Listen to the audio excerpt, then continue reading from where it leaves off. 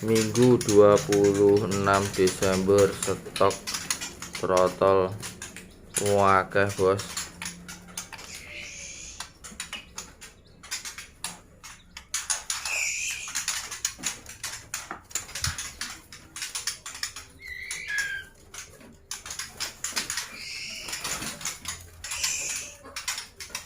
Trotol dan muda hutan.